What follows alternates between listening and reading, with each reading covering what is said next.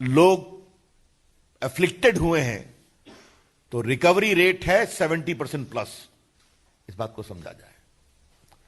और कोई भी मृत्यु होती है तो दुर्भाग्यपूर्ण है, लेकिन हमारा जो मृत्यु दर है वो भी तुलनात्मक दृष्टिकोण से बहुत कम है अगर आप पूरे मृत्यु दर को देखेंगे। राहुल गांधी ने एक पहले दिन से देश की एकता को कमजोर करने की कोशिश की है कोरोना के खिलाफ लड़ाई में। याद करिए, प्रधानमंत्री जी ने कहा था कि देश के doctor, nurses, paramedic staff, ambulance driver, सफाई कर्मचारी, पुलिस, मीडिया, इनके पक्ष में ताली बजाया जाए। याद होगा आपको, हेलीकॉप्टर से फूल बरसाए गए नर्सेस पर, डॉक्टर्स पर। राहुल गांधी ने मजाक बनाया उसका कि ताली बजाने से क्या होगा। और आज पूरी दुनिया डॉक्टरों के पक्ष में सम्मान से ताली बजा रही है, जिसकी शुरुआत प्रधानमंत्री जी ने की थी। जब लॉकडाउन आया तो राहुल गांधी ने क्या कहा, लॉकडाउन से क्या होगा। उनकी बात उनकी सरकार चाहे पंजाब में है या राजस्थान में नहीं सुनती थी। वहां तो लॉकडाउन पहले ही कर दिया गया था, कर्फ्यू भी किया गया था। जब प्रधानमंत्री जी ने कहा कि पूरा देश में आशा के लिए दिया जलाए, मोमबत्ती जलाए, तो पूरे भारत ने दिया जलाया, आशा का दिया, संघर्ष, संकल्प और ऊर्जा का दिया। गरीब ने अपनी झोपड़ी में भी जलाया। राहुल गांधी ने क्या कहा, यह दिया जलाने से क्या होगा। जो आईसीएमआर काम कर रहा था उस पर भी टिप्पणी करना। अब मैं बार बार उन चीजों को मैं रिपीट नहीं करूंगा। और पीएम केयर फंड पर भी हमला करना। तो राहुल गांधी ने एक भी कसर नहीं छोड़ी और कांग्रेस पार्टी ने, जो कोरोना के खिलाफ लड़ाई को कमजोर किया जाए, राष्ट्रीय संकल्प को।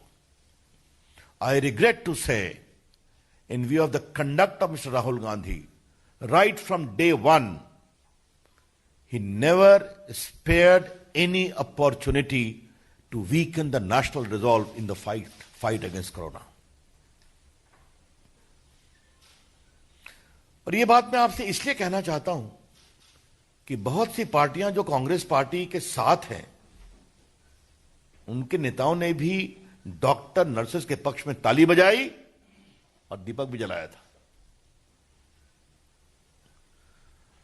तो आज जब पीएम केयर्स फंड पर यह फैसला आया है, तो उनके द्वारा एक प्रायोजित षड्यंत्र का सुप्रीम कोर्ट ने बिल्कुल निरस्त किया है उसको। और यह बिल्कुल ट्रांसपेरेंट फंड है पीएम केयर्स का।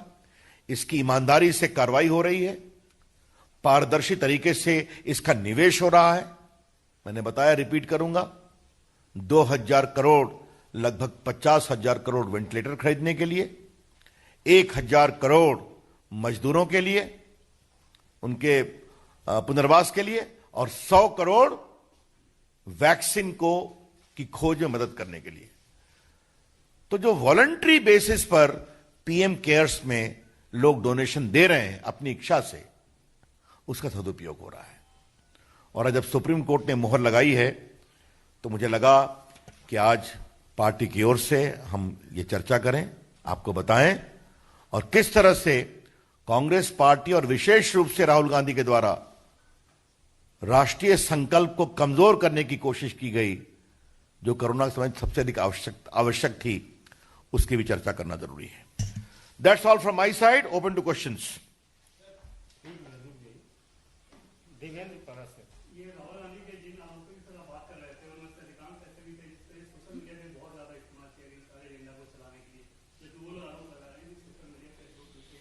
उस पर मैं बाद में बात करूंगा। इस पर पीएम केयर्स फंड पर कुछ पूछना है किसी को?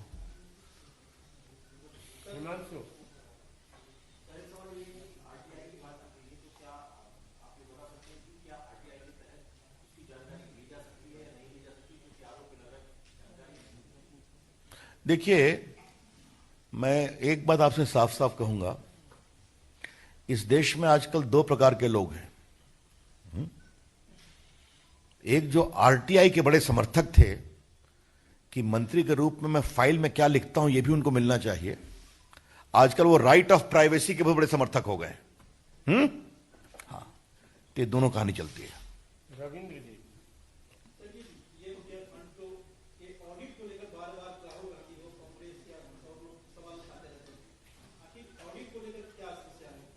कोई समस्या नहीं, ऑडिट होगा।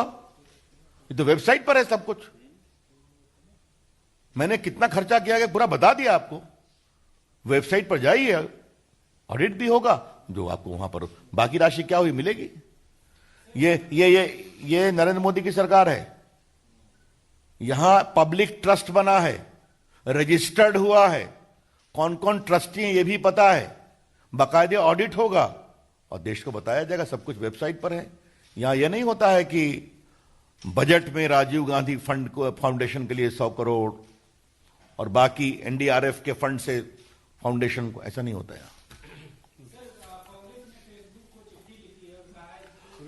और कुछ इस पर देखिए, आज का विषय यही है। अगर आपको इस पर कोई सवाल नहीं पूछना है तो धन्यवाद। देखिए, एक मिनट रुकिए, बस मैं एक अपने से बोल देता हूं, then I will not take any question. अच्छा, सब अपने सवाल दे दीजिए, मैं बस एक जवाब दूंगा। सब लोग एक मिनट कॉल में एक एक करके सवाल दे दीजिए, फिर एक बार जवाब हो जाएगा।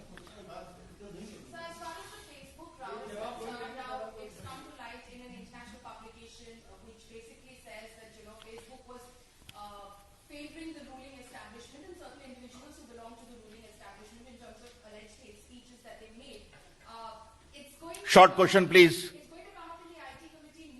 Thank you. चलिए, और कोई सवाल?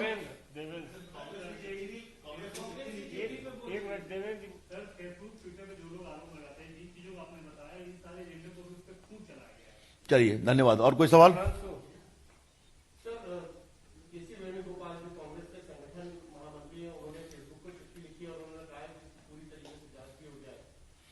रविकांत,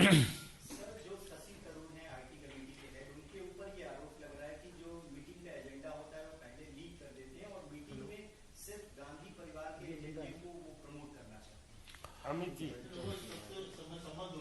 यामिन, चलो, धन्यवाद। राहुल, देखिए, इसके दो विषय। पहला विषय है जो एक वॉल स्ट्रीट जर्नल में चीजें छपी हैं, वो विषय फेसबुक अपना तय करेंगे। ये उनकी पॉलिसी सिस्टम है। कल मैंने राहुल गांधी के ट्वीट का जवाब ट्वीट पर दिया है, जिसको आपने देखा है, आपने चलाया भी है। वो पार्टी की ओर से प्रामाणिक स्टैंड आपके सामने है। जहां तक बाकी सवाल है, पार्टी के आईटी विभाग की ओर से बताया गया किस तरह 700 पेजेस जो बीजेपी के समर्थक के थे उसको हटा दिए गए फेसबुक के उस पर से, आपको मालूम है। तो यह भी एक सच्चाई है। बाकी इसके बारे में पार्टी के वरिष्ठ प्रवक्ता लोग बैठे हैं, आगे आपको बताएंगे। लेकिन मैं आपसे एक बात अवश्य कहूंगा, मैं किसी प्लेटफॉर्म का नाम नहीं लूंगा। अगर प्लेटफॉर्म पब्लिक प्लेटफॉर्म है तो हर विचार के लोगों को अपनी बात रखने का अधिकार है। If the platform in question is a public platform, then every Indian, regardless of his ideology or commitment, has got the right to convey his or her views on that platform. क्या यह सच्चाई नहीं है कि कुछ लोग समझते हैं कि उस प्लेटफॉर्म पर उनकी मोनोपोली होनी चाहिए, भले ही उनका राजनीतिक वजूद खत्म हो गया हो?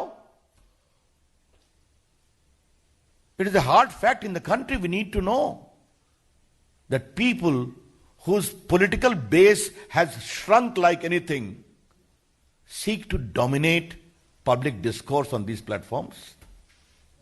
That is not right.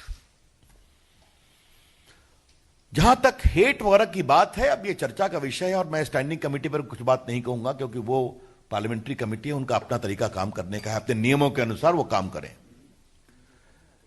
लेकिन अगर हेट स्पीच की बात है तो आज मैं पार्टी के प्लेटफॉर्म पर बैठा हूं तो दो उदाहरण देना चाहूंगा। सोनिया गांधी ने कहा था अब आर पार की लड़ाई होगी। ये हेट स्पीच है या नहीं? और राहुल गांधी ने दिल्ली में पब्लिक मीटिंग में कहा था कि देश के लोग प्रधानमंत्री को डंडे मारेंगे।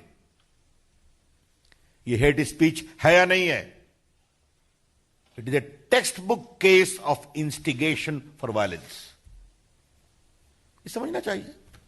चर्चा होगी तो देखा जाएगा। That's all from my side. हां, एक मिनट। राहुल गांधी जी ये समझते हैं कि जो हमारे लायक काम नहीं करता वो संघ, आरएसएस और बीजेपी के दबाव में है। अब इसके बारे में क्या कहा जाए? देश की जनता इसका जवाब देती रहती है। धन्यवाद।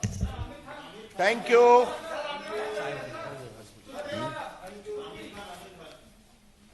नमस्ते।